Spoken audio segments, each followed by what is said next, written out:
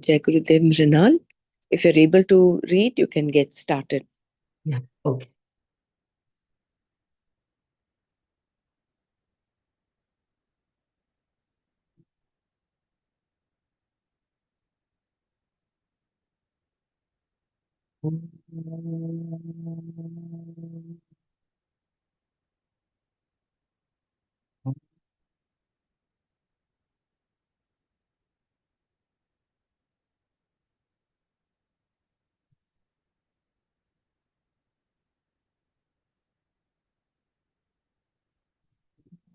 भवतु सहनौ भुनक्तु सह वीर्यं करवावहै तेजस्विनावधीतमस्तु मा विद्विषावहै ॐ शान्ति शान्ति शान्तिः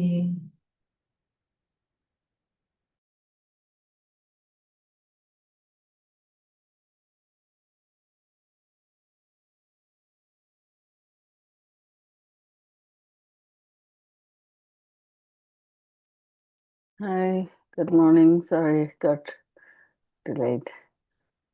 I'll start with the sloka. Om Sahana Bhavatu Sahanau Bhunaktu Sahaviryam Karavavahai Tejas Vinavaditamastu Ma Vidvishavahai Om Shanti Shanti Shanti.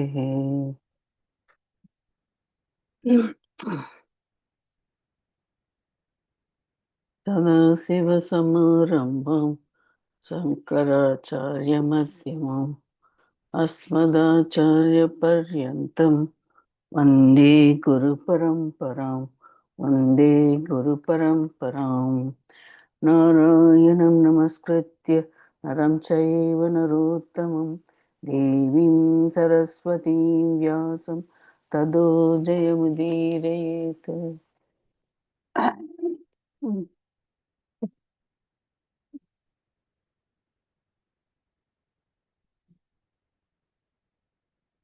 can see my screen, right?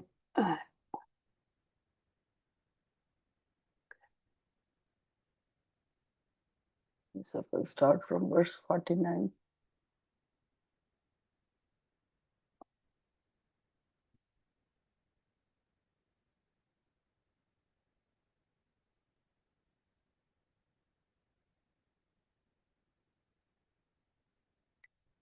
Dhyurena hiya varam karma buddhiyo hattananjaya buddhau saranam anvicha kripana palahetavaha. Dhananjaya, ho Dhananjaya, he therefore buddhi yoga, as compared to buddhi yoga, the yoga of proper attitude, karma, action, durena avaram. Durena avaram is far inferior. Buddha in the buddhi yoga of proper attitude. Saranam, refuge. Anvicha, seek. Palahetavaha, hetavaha, those who perform actions only for results. Palahetavaha is those who perform actions only for results. Kripanaha, Kripanaha is misers. Dhananjaya, he buddhi yogat karma durena varam buddhau charanam anvicha palahetavaha kripanaha.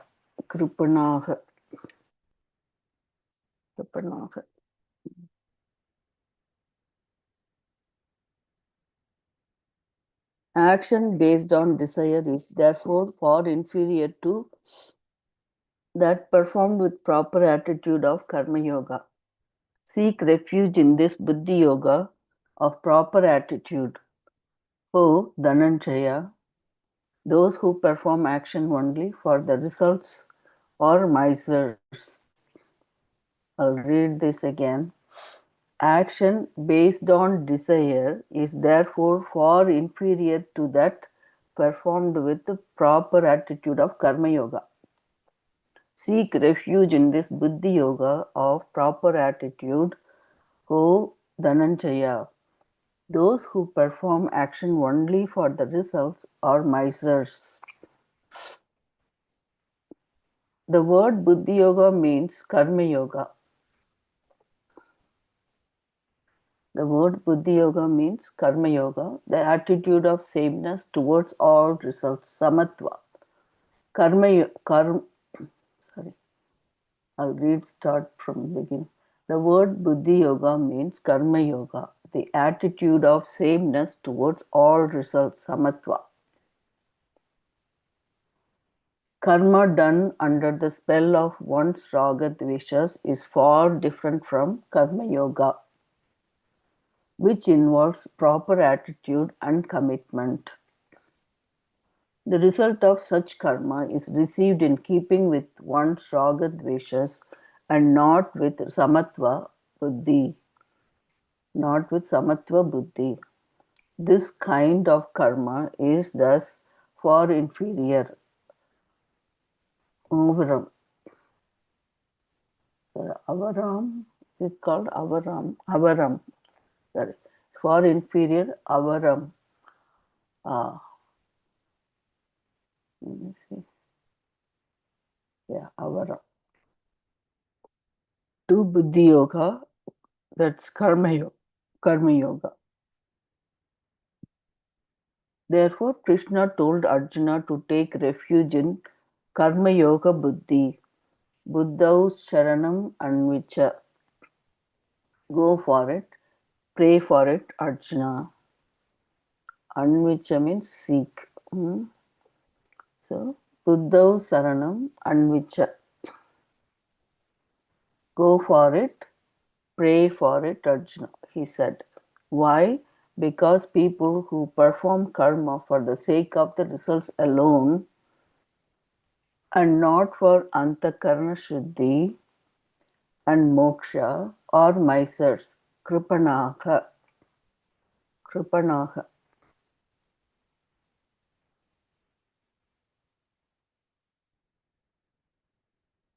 They want only enjoyments, bhoga and power, aishwarya.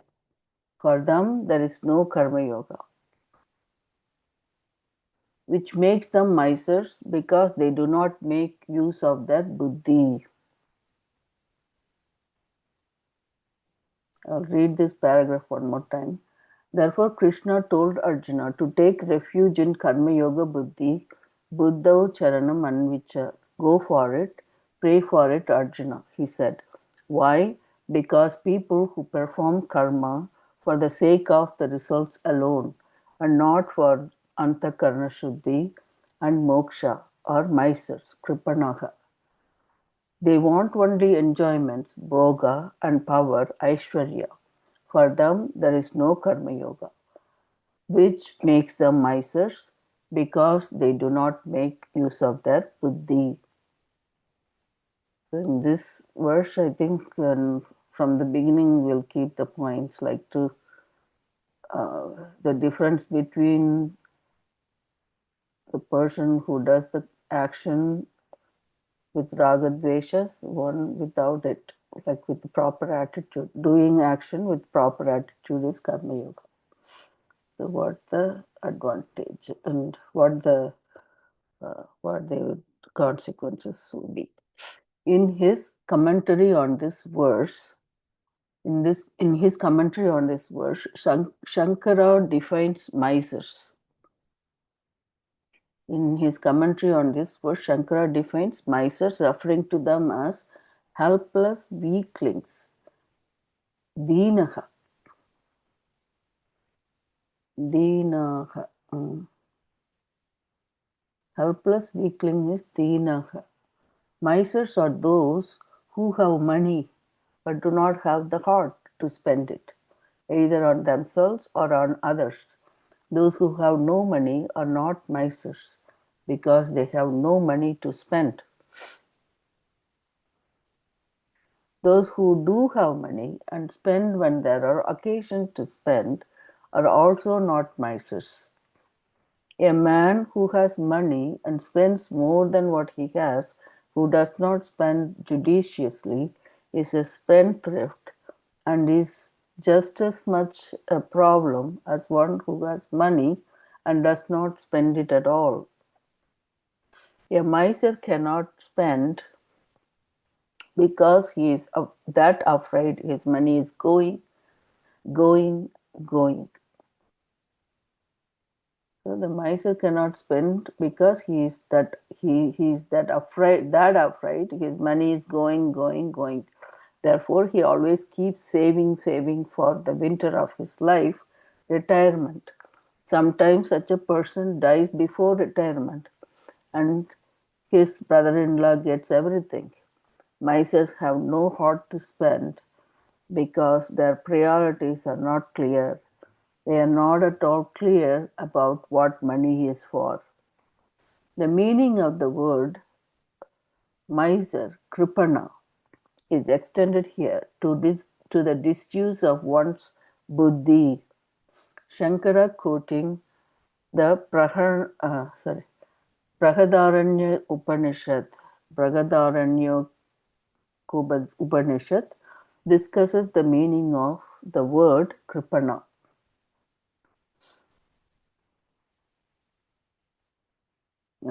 Refer to page 164.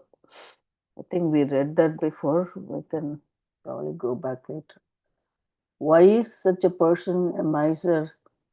So we are trying to focus on miser. How money can play with somebody who's spending a lot or who doesn't spend. Both are misers. Why is such a person a miser? Because he or she was given an intellect, buddhi, and does not use it. The buddhi is the discriminative power one is endowed with as a human being and is the greatest wealth, the greatest treasure that one can have. Therefore, its primary use should be for gaining self knowledge. Even though everyone has a good chance to use the buddhi, a miser hoards it or fritters it away and dies not having made proper use of the greatest wealth that he or she was endowed with. And although the money misers leave can be enjoyed by others, although the money misers leave can be enjoyed by others, no one can enjoy their buddhis after they are gone.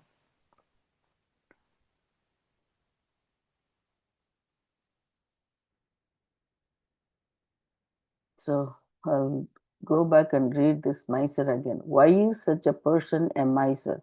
Because he or she was given an intellect buddhi and does not use it. The buddhi is a discriminative power one is endowed with as a human being and is the greatest wealth, the greatest treasure that one can have. Therefore, its primary use should be for gaining self knowledge. Even though everyone has a good chance to use the buddhi, a miser hoards it or fritters it away and dies not having made proper use of the greatest wealth that he or she was endowed with. And although the money misers leave can be enjoyed by others, no one can enjoy their buddhis after they are gone. Misers are people whose aims are only small results, not moksha. Okay? Misers are people whose aims are only small results, not moksha. Therefore, for them, there is no karma yoga or sannyasa. there is only miserliness. We have seen that according to the vision of the Veda, there are only two possibilities, to be a karma yogi or to be a sannyasi. There is no accommodation for the third kind of person, those who are neither karma yogis nor sannyasis have to become a karma yogis. Otherwise, they are misers. Therefore, Bhagavan said, take to karma yoga. Okay, I'll read this paragraph one more time. Misers are people whose aims are only small result, not moksha. Therefore, for them, there is no karma yoga or sannyasa. There is only miserliness. We have seen that, according to the vision of the Veda, there are only two possibilities, to be a karma yogi or to be a sannyasi. There is no accommodation for a third kind of person. Those who are neither karma yogis nor sannyasis have to become karma yogis. Otherwise, they are misers. Therefore, Bhagavan said, take to karma yoga. This is a short one. So, anything you want me to repeat on these paragraphs?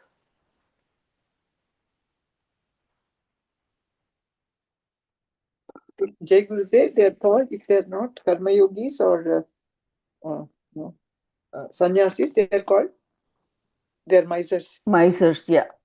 And they're called, okay. The reason being, if misers are people, they only aim for the results, which is like for the enjoyment, right? Or for the power, which is the small result, meaning it's only limited and it can only last so far, right? But somebody who is aiming their life for the, they do the action with proper attitude, meaning their aim is like moksha and they want to acquire self knowledge, then they go further. That's more of karma yoga. Oh, okay. There is no third thing at all, only either this or that. Yeah.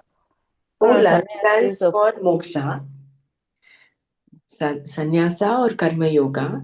mm, And if there is no third lifestyle for moksha, but for human beings in general, there are three things. One, those who are pursuing moksha would take either to sannyasa or karma yoga. The third one is a miser, kripanaha, those that are so caught up in the artha and kama. So there are three lifestyles basically in general. I'm talking of in general. One is sannyasa, karma yoga, and the lifestyle of a miser. So we'll have to slot ourselves into what category we belong. First of all, if you want to go on the moksha marg, there is only two lifestyles.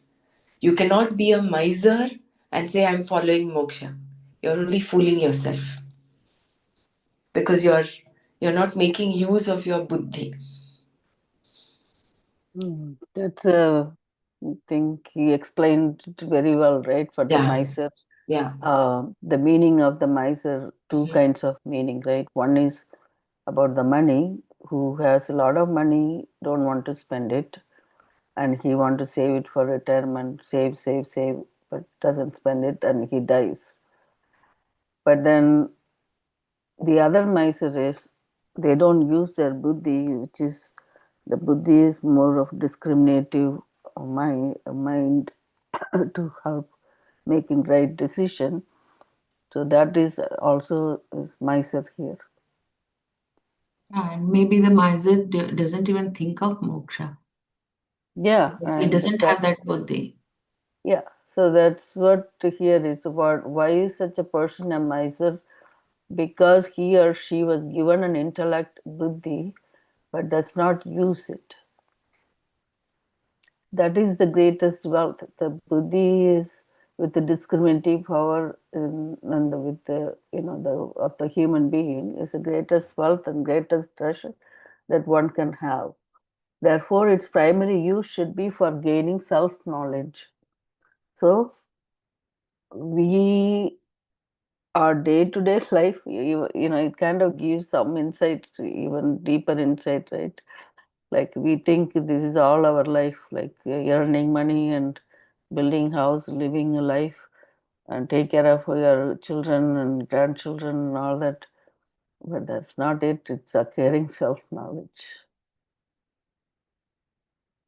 Primary use for the buddhi. Yeah, and our prayer should be asking for that right Mm-hmm. day. Right.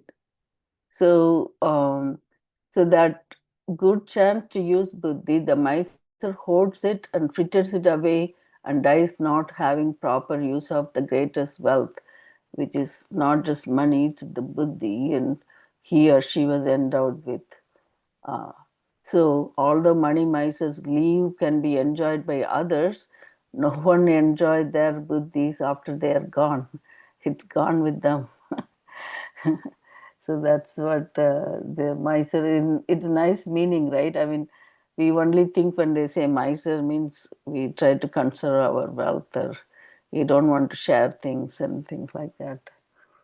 But it's also not using your our own buddhi also that become miser in the right way.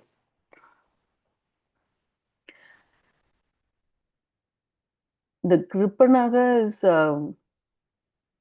Dr. Ramana. Do you remember that? I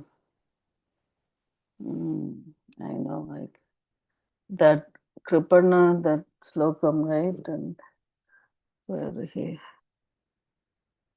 I think that's what the page 164 should be, but the Pragadharanyaka Upanishad, what it says.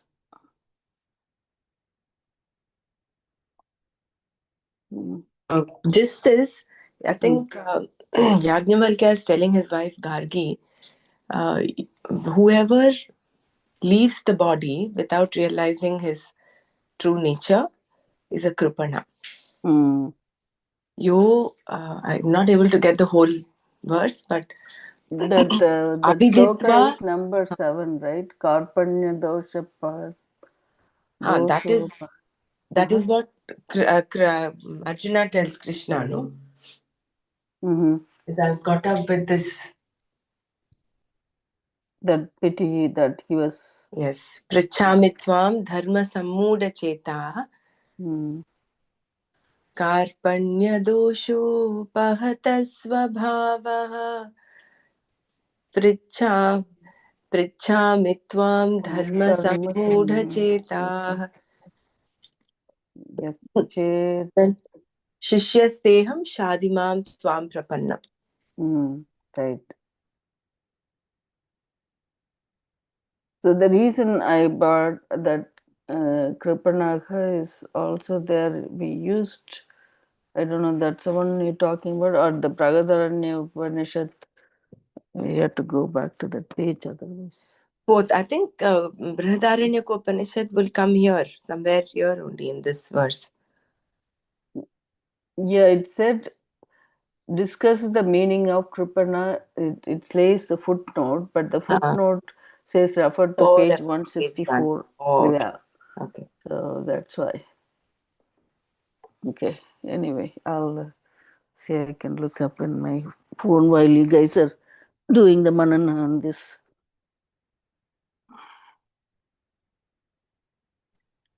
Another thing is this intellect buddhi is associated, the free will is associated with the buddhi.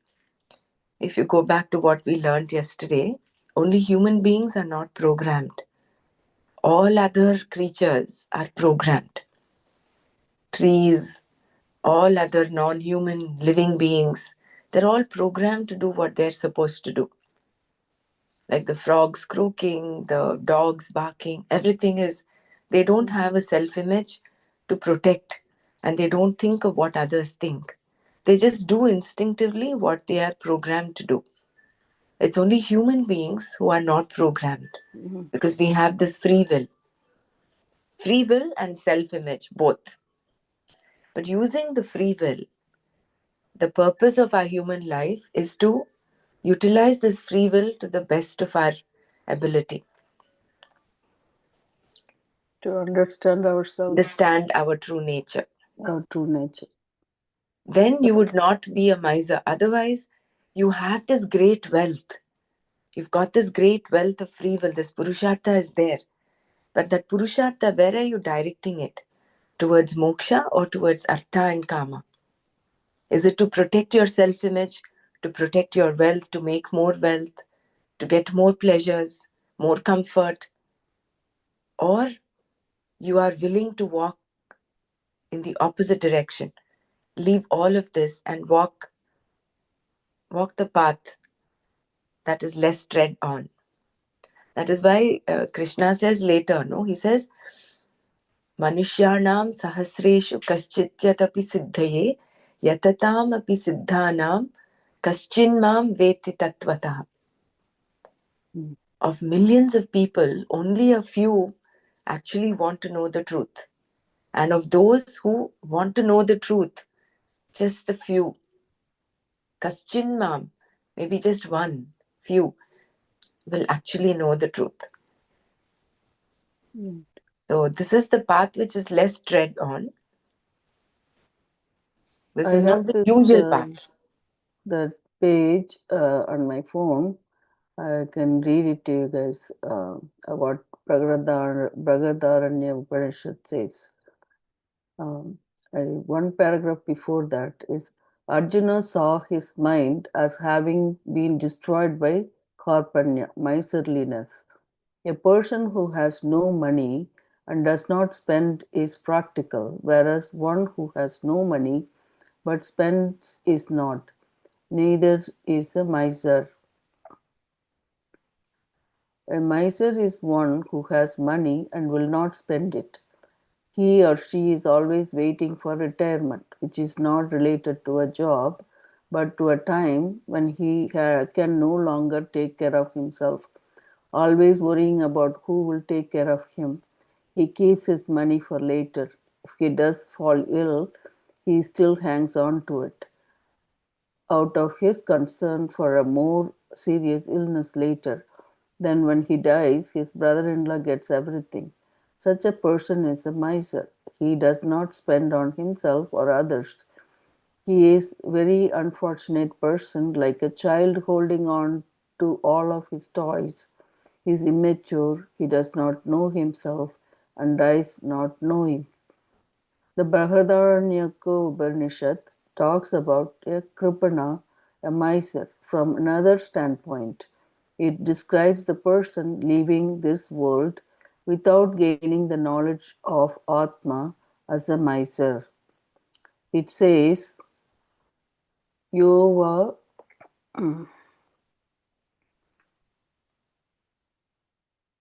Yova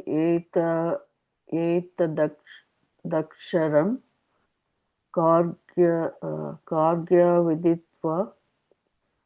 Viditva Smolokat Pradikti Kripanaha. O Gargi, the one who departs from this world without knowing this immolate one is Kripana. The real wealth of human being is more than the external wealth. It is knowing what is real and what is unreal, what is right and what is wrong, Viveka. This wealth distinguishes the human being from all other beings. The one who has this Viveka is not a Kripana. The one who has this Viveka is not a Kripana, whereas the one who does not have it naturally holds on to the things which have no real content because his or her value structure is confused. Arjuna is referring to this kind of miserliness when he says that he has been overcome by karpanya. Okay, he is holding on to things. That's what that was. Arjuna now says that although he had opportunity to do so, he had not Dr. made. Mara, can you just read that sloka one more time from Brihadaranyaka Upanishad? Sure. Okay. Yova etadaksharam, etadaksharam, I think. Kargya Yo, vidit. Yova etadaksharam Kargya viditva. Do you mind taking a screenshot and posting it in the group? Okay. Should I make an effort here? Yeah, please do. Yeah. Please do. Oh, it is Otherwise, I can Yova. go back to this page, Dr. Brahmara, just quickly. Yeah, And please do. it would be Let kind of. Mrinal do the chant, the reading once. Yeah. यो वा एतदक्षरं गार्ग्य विदित्वा स्मात् लोकात् प्रेप्ति स कृपणः. Kripanaha. Asman Lokan Preti. हाँ, I think it is लोकात् your. प्रेप्ति Yeah. Wait, स कृपणः. Aviditva. That is, Aviditva is without knowing. Yeah, Abhiditva, yeah. Yova Etadaksharam. Page, the sloka number 8, it comes in sloka number 7 talks about Karpanya, but wait, which page is this? Oh. You have the shloka with you, Mrinal? Pretty close. Okay, hold on. It is 164 page. And yeah. Yeah, I'm coming. 1 second.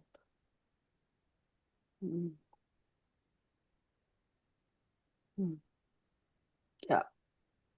So there it is. Yova etadaksharam kargya viditva smalokapatriti chaprapanaha.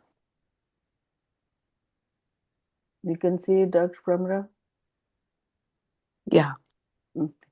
Yova Etadaksharam Gargya Aviditva Asman Lokat Praiti. Oh, asmal lokat. Oh, okay. Asman Lokat Praiti Sa Kripanaha. Oh, Yova asman. Etadaksharam Gargya Vaditva.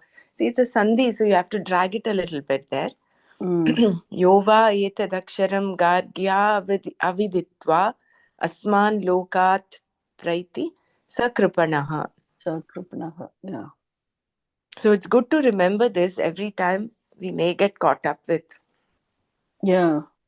The one who departs Things. from this world without knowing this immutable one is Kripana. So what is this this meaning? That's what it says. Yova etadaksharam kargya viditva asmal lokat prayati. So Kripanaha.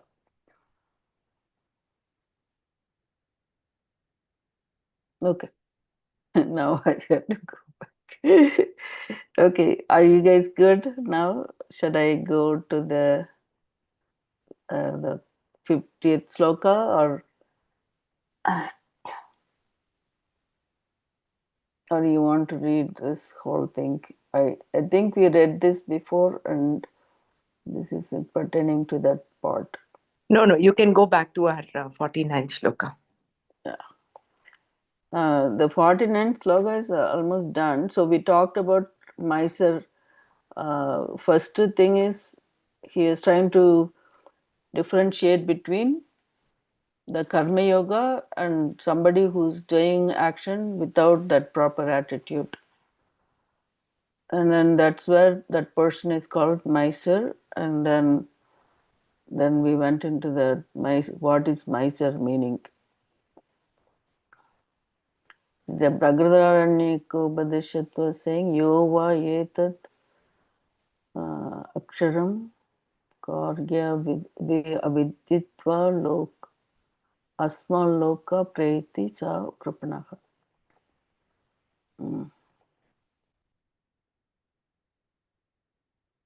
What page are we now? 311 or something?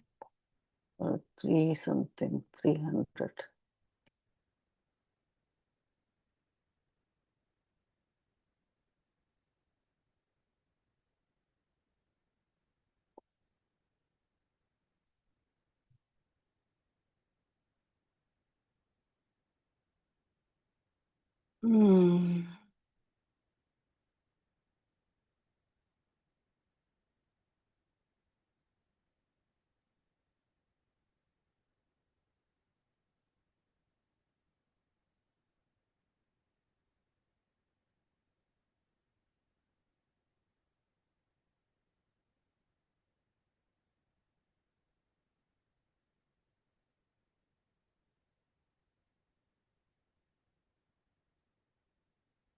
Okay. Can we? So we are going to. So Bhagavan said, take to Karma Yoga. Is everyone okay with that, or shall we move on to verse 50, or you want to read anything from the previous sloka? We can share our understanding Yeah. before going on to the next verse. Yeah.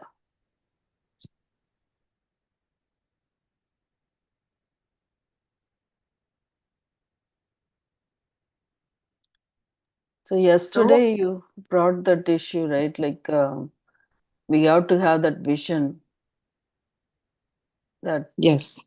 yeah. So basically, Karma Yoga is an attitude both before, during, and at the end of doing any action. So it is not just at the end of the action, it's not just samatva, it is also discretion in action. It is making use of your free will to the best of your ability. Given that situation, time, and place, you decide what is right to do and then go ahead and do it. Where you're not putting the filter of your ragadveshas to decide what to do. See, no action can happen without desire. But that desire, is it directed by your ragadveshas, or is it for, Sorry. is it to do what is right at that point? Aligning yourself with the universe, that is important. If you're aligning yourself with the natural order, like the cog in the wheel, the cog is just doing its part in the wheel. Like that orchestra, that person, if even if he is playing one note every 15 minutes, he still has a role to play. So basically, Karma Yoga is identifying our role in this huge universe and playing our part to the best of our ability without putting our ragadveshas in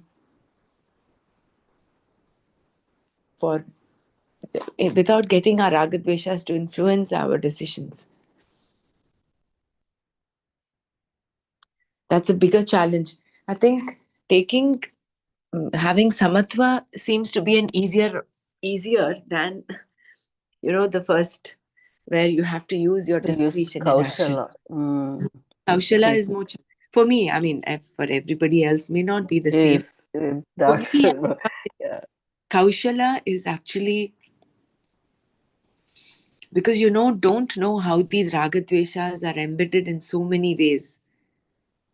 Some of them are They're tricked by the Maya perceptible, all the some time. are not perceptible. So that is why Krishna says, pray Arjuna for this. So that prayer should be, may my intellect be so strong that I do what is right. That is why the Gayatri mantra again is such an important mantra, one of the most important mantras. Where let our intellect, it's a collective prayer, let our intellect shine. So polishing that intellect, because it is in the intellect where this discrimination is, the discretion is. So the sharper and purer our intellect is, the more aligned we are to nature. And most of our actions will become spontaneous. It will not be premeditated. Oh, if I do this, what will happen? And then that thought of protecting our self-image will not happen. You will just do what is required at that time. So Kaushala as well as Samatva makes one a karma yogi. And one is who is not using either of them is a Maisa Kripana.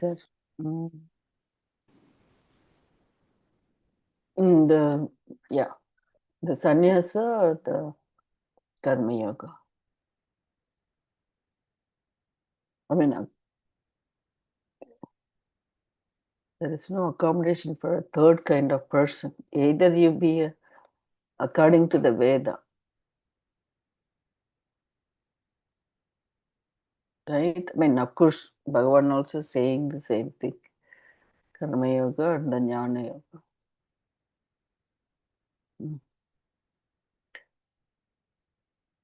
So, neutralizing the raga dveshas, the purpose of Karma Yoga is for the Antakarana Shuddhi, right? And then we neutralizing raga dveshas by my God. You just said that, right? Raga, how we having the desire, not having the raga desha is just disappear from my head.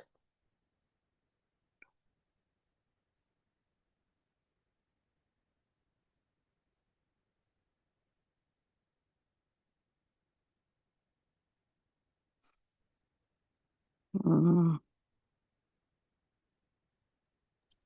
And in order to get the right thought at the right time, Mm. uh, what really helps is meditation. When we meditate, we become more and more intuitive. Right, And, clearer and all that. and when your intuition is strong, you get the right thought at the right time. Sure. That is why Gurudev has been good, you know, The world tirelessly talking about meditation is the key. meditation. Yeah, yeah. I know I haven't been doing it lately. It's been so crazy. Anyway, there was a good point about Raga Deshas, right? When we read. That's what I'm trying to remember.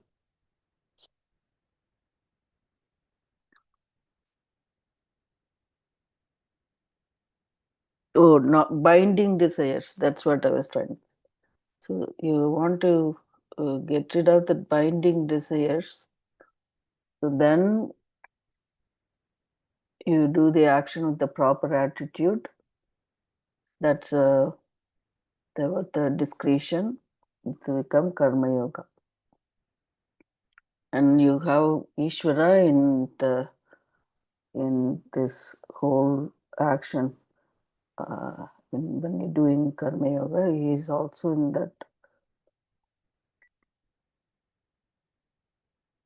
Yesterday, when we read, you said about the vision. That's what when you know the purpose, and then you align with the nature, and you're going from there in terms of karma yoga. See, every day we are reading something new about karma yoga, and we have to put all these things together. Today we're reading about this miserliness, using our brain.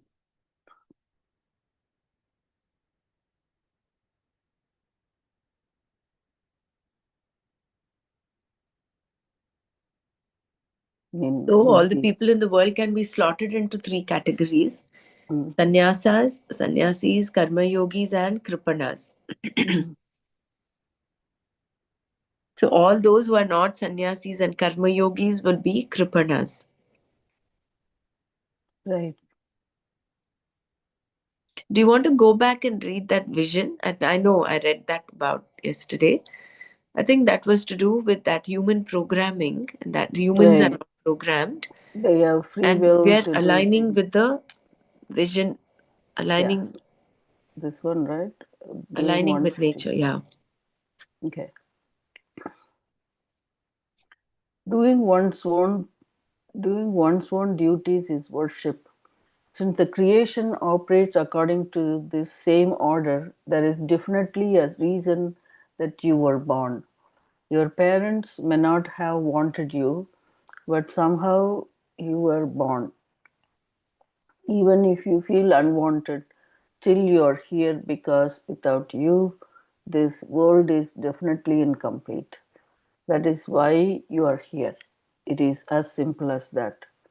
If you see a purpose in everything in the world, Why should you take your presence in this big politic of humanity as anything other than important? Even in your own body politic, everything has a role to play. Just as a tree is there, you are also there. You are important. You have roles to play and things to do. Ishvara's job is going on, and you are a cog in his wheel. This being the case, naturally you have to do your job. You have to know that at this time and place, this is the job that you have to do. This is called swakarma. Just as every animal and every tree contributes to this great creation, you too make your contribution. Whatever be your job, your swakarma, the, that very karma becomes an offering to Ishvara. So whatever be your job, your swakarma, that very karma becomes an offering to Ishvara. Offerings to the Lord need not always be in the form of flowers. Bhagavan says that by doing what is to be done by you at a given time, you are worshipping the Lord. So I'll read this line again. Bhagavan says that by doing what is to be done by you at a given time, you are worshipping the Lord. Because of your recognition of Ishvara, whatever action you perform is your contribution. You are offering archana to the Lord. You offer your actions unto the Lord, who is in the form of the creation and who continues to do the job of creation. You are one of his limbs. You perform your role, which is an important one. Otherwise, you would not be here. I think this is where you brought that point, Dr. Brahmana, to align with the nature, because the creation, right? Who is in the form of creation, who continues to do the job of creation. There is something like a symphony orchestra where, even though it looks as though some of the musicians could be removed, each person has a significant role to play according to the composer. One person may only play one note every 15 minutes, but that is his or her role to play in the overall scheme of things. Similarly, each of you has your own job to do, and when you do it, you are in harmony with Ishvara, the Lord. This is why, whenever you do exactly what you have to do, you find satisfaction. Even if it is something you do not want to do, once you do it, you feel great about it. Why? Because you are in harmony with Ishvara. Recognizing this, you become a yogi. Yeah, here it is. This recognition is not an ordinary thing. Okay, so that last line in that last paragraph is, this is why whenever you do exactly what you have to do, you find satisfaction. Even if it is something you do not want to do, once you do it, you feel great about it. Why? Because you are in harmony with Ishvara. Recognizing this, you become a yogi. This recognition is not an ordinary thing, it is a vision. To be in harmony with the world, with what is to be done, with the law of dharma that governs all karma, is karma yoga. So the law of dharma that governs all karma is karma yoga. Yoga karmasu kaushalam. Yoga karmasu kaushalam. Therefore, you choose your karmas, recognizing Ishvara as dharma. Therefore, you choose your karmas, recognizing Ishvara as dharma. When your actions become a form of archana to Ishvara, then your actions become a form of archana to Ishvara.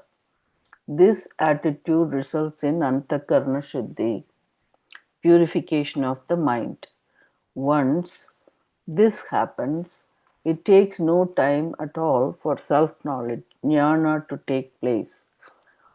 Since antakarna shuddhi is all that is required, all the steps have been completed: karma yoga, antakarna shuddhi, and jnana. I think this last paragraph is so much content in it, right? This recognition is, I'll read this one more time. This recognition is not an ordinary thing, it is a vision to be in harmony with the world, with what is to be done, with the law of dharma that governs all karma, is karma yoga. So that is yoga karmashu kaushalam.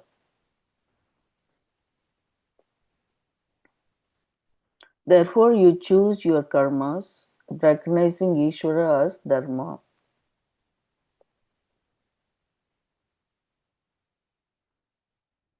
Then your actions become a form of archana to Ishvara. This attitude results in antakarna shuddhi, purification of the mind.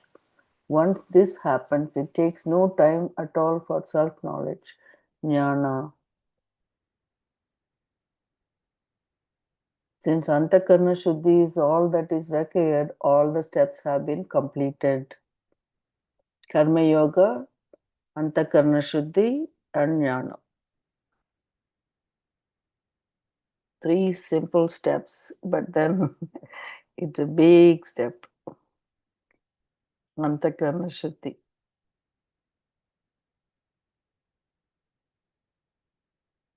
These steps are mentioned throughout the Gita, and Shankara also mentions them repeatedly in his Bhashya. Through Karma Yoga, the mind is purified, and when the mind is pure, knowledge takes place and moksha is gained. Karma Yoga, therefore, is for moksha alone. We have to write an essay on Karma Yoga after reading all this and then follow it.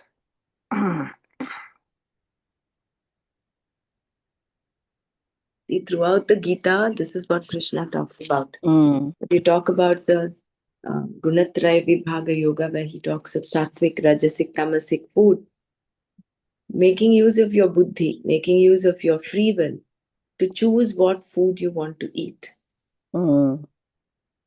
Again, is making use.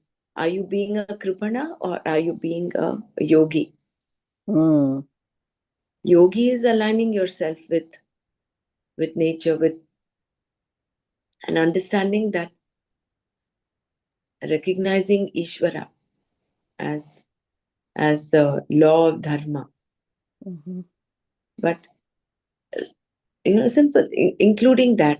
So that is why throughout Gita, this is what he's talking about. He's talking about developing our buddhi to become a true, fine karma yogi. Along with viveka, we have to have vairagya. Yeah. Basically polishing us from transforming a kripana into a karma yogi. That is why he's given different aspects, what a rajasic person is, what a sattvic person, what a tamasic person.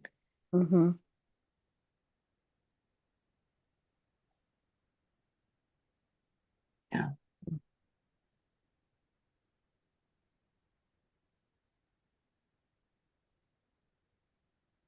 I mean, yesterday Gurudev was just saying one thing. He said one thing that will save you is thinking that what you've got is much more than what you've given. Then this attitude will stop all your grumblings, will put you in a space of gratitude. I was just thinking about this discretion and free will, how to use it so that we are aligned as true karma yogis. Right? So one thing was to recognize Ishvara is to stay in a state of gratitude. And I found what Gurudev said about this thing about you think that you've got the best. You've got much more than what you've given. Mm-hmm. So that automatically puts you in a state of gratitude. Otherwise, if you think, oh, I've given so much, but what have I got back? You're coming from a space of lack. But come from a space of abundance. I've got everything. I've got all that I've Right. got more than what I've contributed to the world. Then you're in a space of abundance, your space of contentment, gratitude. Mm. And all this aligns us to the vision, will help us slowly get out of this clutches of this kripana attitude towards a karma yogi attitude.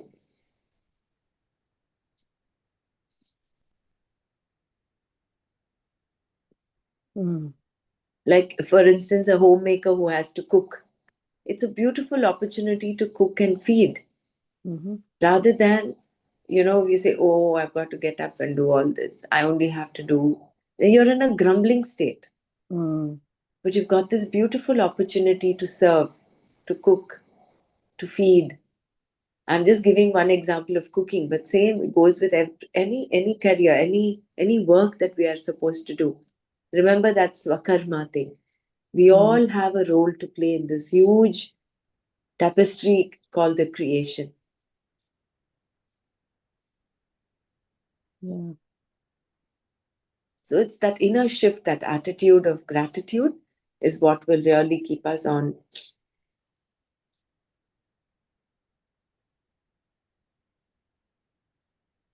Mm-hmm.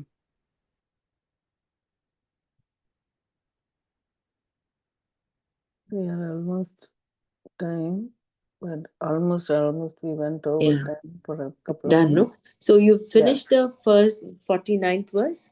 Yeah. Okay. And 250th verse.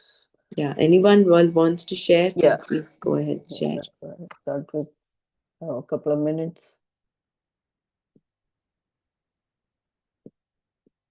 Can you say this sloka one time, Dr. Brahmana? I wasn't sure I said it correctly.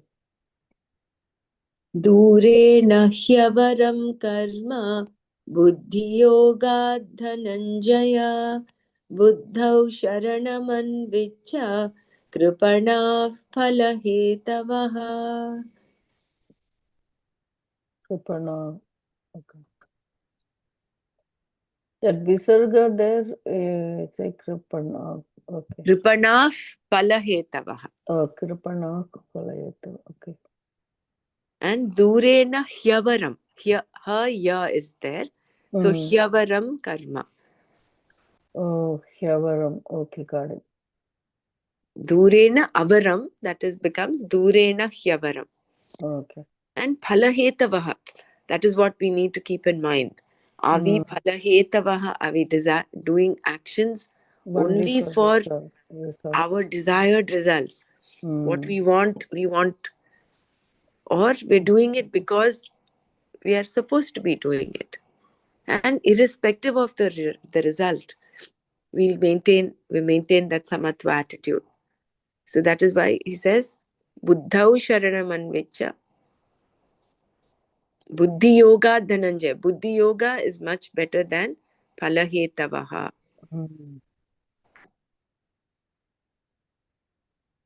Right. This is the shift. Yeah. That's a takeaway for the 49. Buddhi Yoga is better than Palahetavaha. Buddhi Yoga was, Yes, Buddhi Yoga versus the lifestyle of Kripana. Kripana.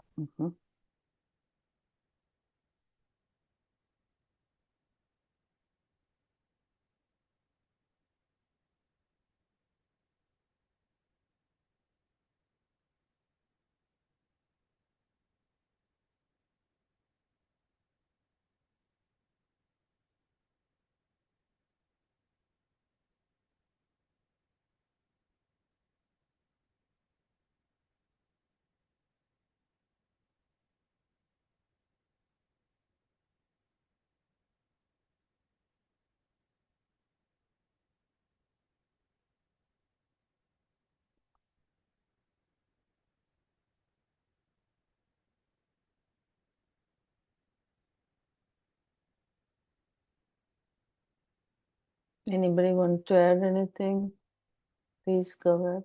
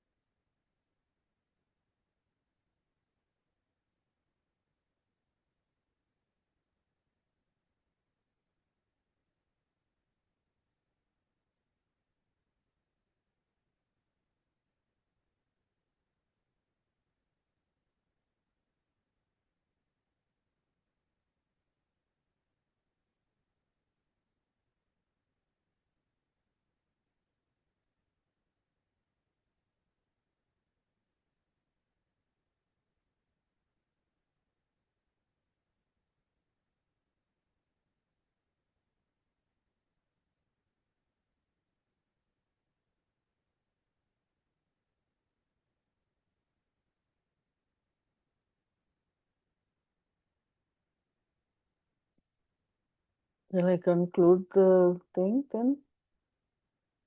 So tomorrow is number 50.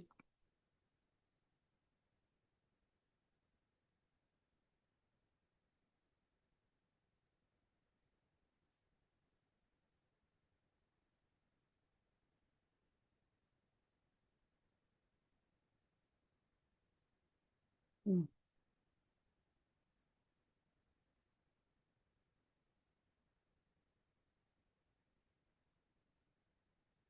So you'll screen, Dr. Brahmara, the meditation thing.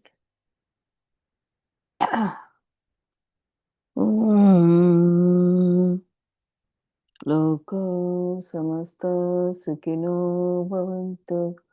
Om Shanti Shanti Shanti. Hari Om Sarvam Krishna Arpanamastu. Hari Om Shri Gurubhyo Namaha.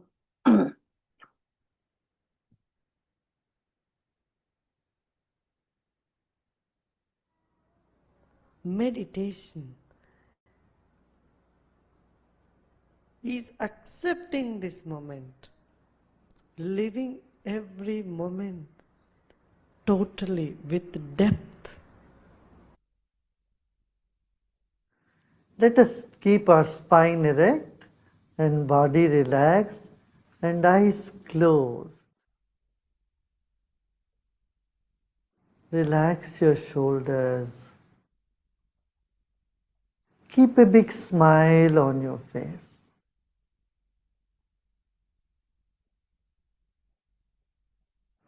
You're sitting like the statue of Buddha, very serene and with a serene smile on your face. Relax your body.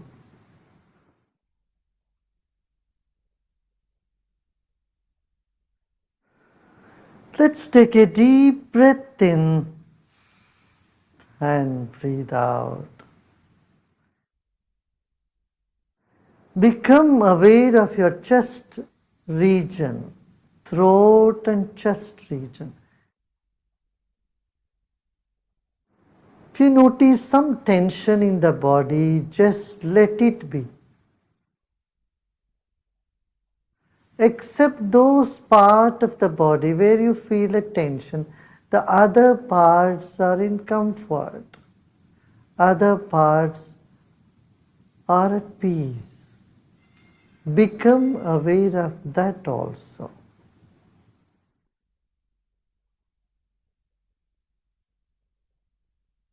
There are many good things about you and inside of you.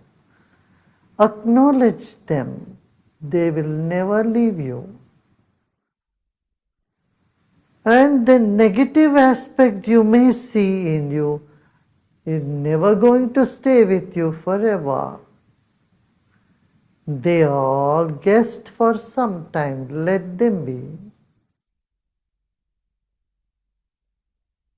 Sit with the total acceptance of yourself the way you are at this very moment. total acceptance of what is now here will lead us to deeper meditation.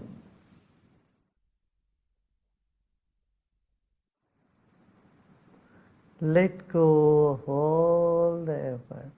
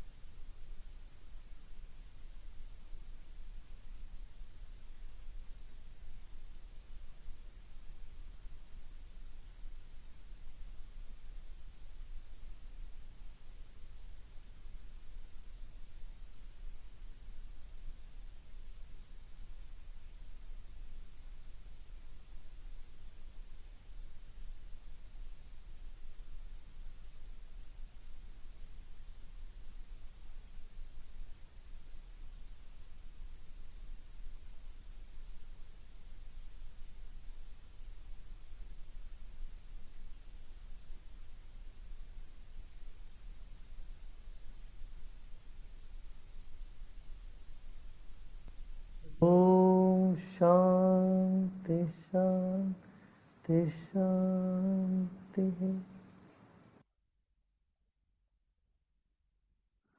Let go of all your effort and be in this emptiness.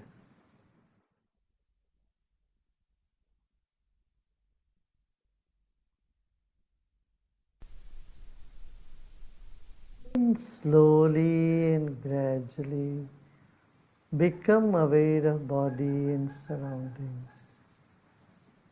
And you may gently open your eyes.